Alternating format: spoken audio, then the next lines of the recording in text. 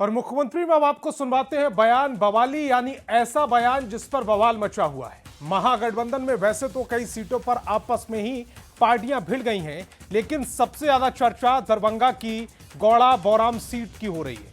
VIP प्रमुख मुकेश सहनी के भाई संतोष सहनी के खिलाफ आरजेडी से अफजल अली चुनावी मैदान में ताल ठोक रहे हैं। अफजल अली का नामांकन रद्द नहीं होने पर संतोष सहनी ने हाईकोर्ट में केस दायर करने की धमकी दी। रिपोर्ट दिखाती। महागठबंधन का एक प्रत्याशी होना चाहिए, दो प्रत्याशी घोषित कर दिया ये लोग। दोस्ताना लड़ाई होगी, लेकिन हमारा रिश्ता खराब नहीं है।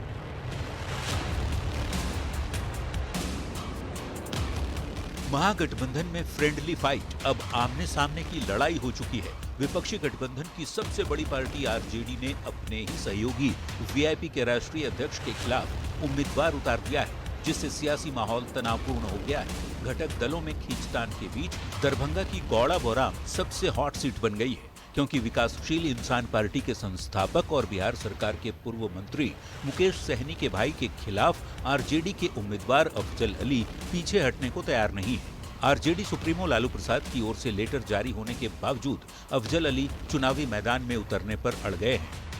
साइट पे देखिए, तो सोशल वो मोबाइल पर हम नहीं ध्यान देते हैं। तो यहाँ पे वीआईपी भी और आप भी दोनों कैंडिडेट रहेगा यहाँ पे। देखिए, हम हैं दोनों अभी और देखते हैं आगे क्या होता है।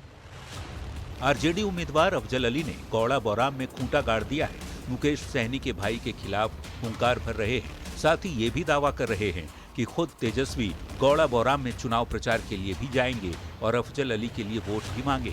आरजेडी प्रत्याशी के तेवर देख वीआईपी की बौखलाहट बढ़ गई है। लालू के पत्र के बावजूद अफजल अली का नॉमिनेशन रद्द नहीं होने पर संतोष सहनी ने जमकर भड़ास निकाली। यहां तक कि निर्वाचन आयोग के अधिकारियों के खिलाफ हाई कोर्ट तक जाने की भी चेतावनी दी है। लालू जी का लेटर जारी होने के बावजूद भी ये लोग जबरदस्ती आरजेडी का कैंडिडेट बनाया गया उसको। तो क्लियर ही है, चुनाव चाप मिला है।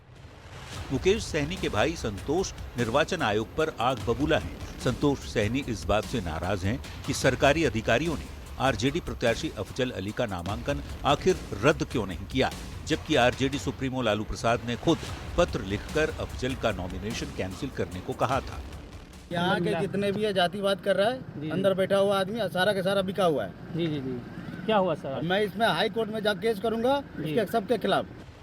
महागठबंधन में महाकन्फ्यूजन की स्थिति इसलिए बन गई है क्योंकि आरजेडी अब अफजल अली को अपना प्रत्याशी नहीं मानती, लेकिन लालू ने खुद अफजल अली को सिंबल दिया था, जिसके साथ अफजल अली ने आरजेडी उम्मीदवार के तौर पर नॉमिनेशन का पर्चा भरा।